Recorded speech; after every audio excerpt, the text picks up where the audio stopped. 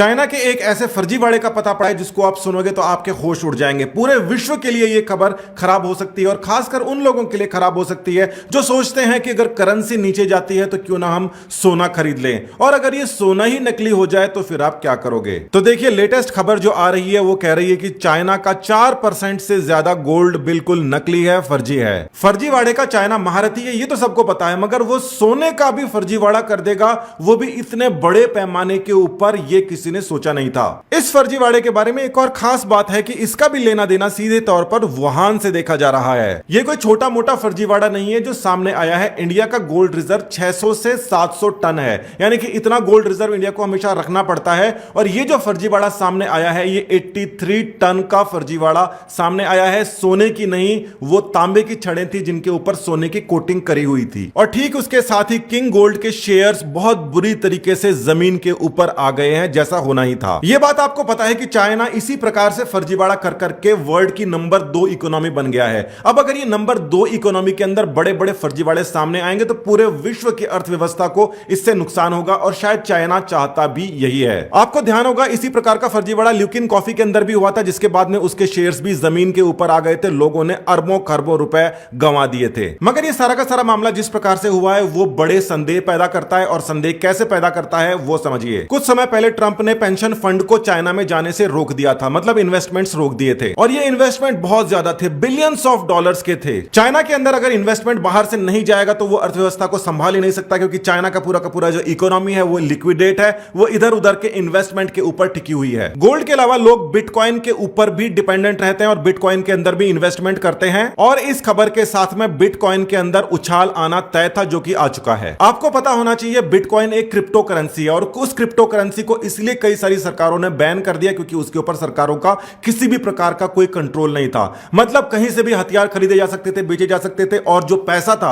उसका ट्रांजैक्शन सरकार ट्रैक ही नहीं कर सकती थी। इसी वजह से अमेरिका और साउथ कोरिया ने उसको बैन किया, और क्रिप्टो करेंसी के अंदर कई लोगों के पैसे डूबे, और उसके बाद में सारे के सारे पैसे गोल्ड के अंदर आने लग गए। अब गोल्ड का जब मामला इस तरीके से सामने आ गया है तो बिटकॉइन वापस से ऊपर आएगा। चाइना की इस समय स्थिति ऐसी है कि पूरे के पूरे वर्ल्ड के सामने उसकी जो इमेज है वो बिल्कुल जमीन के ऊपर आ गई है। इमेज जमीन पर आने की वजह से चाइना के अंदर कोई इन्वेस्टमेंट नहीं जा रहा है, जिसकी वजह से चाइना की इकोनॉमी डाउन हो सकती है। चाइना ये चाहता है कि उसके पास में इन्वेस्टमेंट आए, और मगर ये इन्वेस्टमेंट अब सरकारें उसके पास नहीं आने देंगी। चाइना के अंदर इन्वेस्टमेंट आया करता था, उसी इन्वेस्टमेंट को चाइना दूसरी जगह यूज किया करता था, साथ ही के अंदर वो फर्जीवाड़ा करके बहुत सारे पैसे कमाया करता था, और उस पैसे से वहीं की जगहों को खरीदा करता था। इन्वेस्टमेंट को हमेशा अप्रूवल होना चाहिए सरकारों का, अदरवाइज वो इन्वेस्टमेंट नहीं हो सकता। मगर ये सरकारों का अप्रूवल धरा का धरा रह जाता है अगर इन्वेस्टमेंट को बिटकॉइन के अंदर कर दिया जाए। चाइना चाहता है वापस से बिटकॉइन हवा के अंदर आए, उसके ऊपर लोगों का इन्वेस्टमेंट बढ़े, जिसकी वजह से वो घुमा के चाइना के अंदर इन्वेस्टमेंट कर सके। तो यहां पर जो कंपनी पकड़ी गई है जिसका 83 टन गोल्ड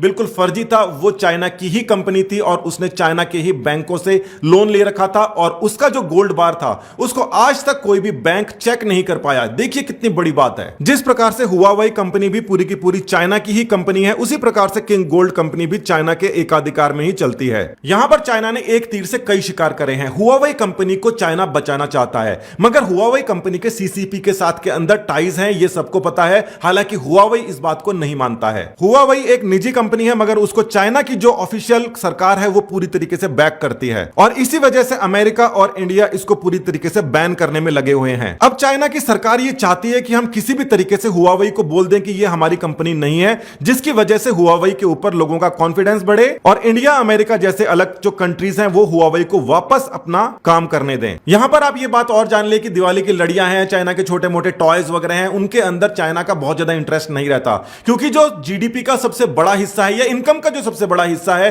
उसका 10% जो इंपोर्ट्स आ रहे हैं बाहर से, वो केवल और केवल टेलीकॉम के अंदर से आ रहे हैं। 10% पूरा का पूरा चाइना डिपेंडेंट है इन हुआवेई और ZTE कंपनियों के ऊपर। तो ये जो भारी भरकम 10% से ज्यादा का जो शेयर है, 10% से ज्यादा हो सकता है, ये चाइना का जो इनकम है वो नीचे गिर रही है, क्योंकि हुआवेई और ZTE जैसी कंपनियों को सबने धक्का मार के बाहर निकाल दिया है। साथ ही के अंदर चाइना के अंदर इन्वेस्टमेंट आने के बड़े से बड़े जो रास्ते हैं वो अब रुकते जा रहे हैं, यानी कि ये जो इनकम है ये नीचे चली गई है, और साथ ही के अंदर जो इन्वेस्टमेंट है वो बिल्कुल ग्राउंड के ऊपर चले गया है। तो इस बार चाइना ने खुद ने अपनी एक कंपनी का फर्जीवाड़ा उजागर कर दिया, और उसने ये बताने की कोशिश की कि ये जो कंपनियां हैं इनके ऊपर हमारा कोई लेना देना नहीं है, हम तो देखिए इनके ऊपर एक्शन ले रहे हैं। किंग गोल्ड कंपनी ने कई सारे बैंक से लोन ले रखे हैं और ये सारे के सारे जो बैंक्स हैं इनको बैंक 1, 2 और 3 कर देते हैं। ये सारे बैंक्स कई सारी कंट्रीज के अंदर हैं ऑलरेडी, इन कंट्रीज को भी 1, 2 और 3 कर देते हैं। तो कई सारी कंट्रीज के अंदर चाइना के बहुत सारे बैंक है जिसके ऊपर लोगों ने बहुत सारा डिपॉजिट कर रखा है। वो सारा का सारा डिपॉजिट चाइना चले जाया करता था। चाइना के अंदर वो डिपॉजिट अब इकट्ठा हो गया है, उसको वो कैसे यूज करें, तो उसी के लिए एक नई कंपनी बनाई गई। जिस प्रकार से हुआवेई का जो फाउंडर था वो भी चाइना की पीएलए यानी कि मिलिट्री का ही मेंबर था, उसी प्रकार से किंग गोल्ड का जो फाउंडर है वो भी मिलिट्री का ही मेंबर था। तो देखिए कंट्री ए के पास में जो पैसा है, कंट्री बी के पास में जो पैसा है, कंट्री सी के पास के अंदर जो पैसा है, ये पैसा पहुंच जाता है बैंकों के पास में और ये पैसा बहुत सारा वहां पर इकट्ठा हो जाता है। इन सारे बैंकों से लोन ले लिया जाता है किंग गोल्ड के नाम पर। 83 टन गोल्ड डाल देता है जिसके अंदर ये छड़ें देता है इन बैंक को रिजर्व के लिए, और वो सारी की सारी फेक होती हैं छड़ें। हम ये बात जानते हैं कि कहीं पर भी अगर छोटा मोटा अगर कोई ज्वेलरी अगर कहीं पर लेके जाते हैं तो पहले उसको घिसाई घिसाई कर करा के चेक की जाती है। इतनी बड़ी 83 टन गोल्ड जो बैंक ले रहा है उसको क्या वो चेक नहीं करेगा? किसको बेवकूफ बना रहे हो? तो इन बैंकों ने इन सारी की सारी छड़ों को चेक नहीं किया और सीधा इनको अप्रूव कर दिया, क्योंकि उनको पता था कि ऊपर से ऑर्डर है। और ये पूरा का पूरा धंधा हमेशा की तरीके से चलते ही रहा और अभी तक चल रहा था। तो अब जाके समस्या ये आ रही थी कि चाइना की कम्युनिस्ट पार्टी की 10% जो इनकम है हुआवेई और ZTE से जो ले रहा था, साथ ही के अंदर उनसे वो जासूसियां करवा रहा था, वो सारी खतरे में आ गई है। तो बाहर वाली कंपनी को बचाने के लिए घर के अंदर एक कंपनी को कुर्बान कर देना चाहिए। उस कंपनी को कुर्बान करने से यह हो जाएगा कि हमारी कंपनियों के ऊपर कोई लेना देना नहीं है, हमारा कोई अधिकार नहीं है। इसीलिए जैसे हम इसके साथ में बिहेव कर रहे हैं वैसे ही हुआवेई हमारे लिए दूसरी कंपनी है, और आप इस कंपनी को किसी प्रकार से बैन मत करो। ना इंडिया करे, ना चाइना करे, ना यूरोप करे, ना कोई और कंट्री करे। तो चीन यहां पर चाहता है कि कैसे भी करके हुआवेई को और जो ZTE है उसको अलग कंपनी मान के उसको अप्रूवल दे दे सारी की सारी सरकारें, ताकि उसकी दुकानदारी जैसे चल रही थी चलती रहे। साथ ही के अंदर चीन यह भी चाहता है कि इन्वेस्टमेंट के अंदर बढ़ावा हो, और इन्वेस्टमेंट के अंदर डायरेक्ट बढ़ावा इस समय नहीं हो पा रहा, तो बिटकॉइन के जरिए हो जाए। बिटकॉइन का सबसे बड़ा प्रतिद्वंदी गोल्ड है। इस गोल्ड के अंदर पूरी की पूरी विश्वास तोड़ना है लोगों का, ताकि लोग गोल्ड की जगह बिटकॉइन के अंदर इन्वेस्टमेंट करें और ये इन्वेस्टमेंट धीरे धीरे चाइना के पास में आने लग जाए। गोल्ड के अंदर इन्वेस्टमेंट को डिक्रीज करके बिटकॉइन को ऊपर बढ़ा के इन्वेस्टमेंट लाना है। साथ ही हुआवेई ZTE के अंदर लोगों का विश्वास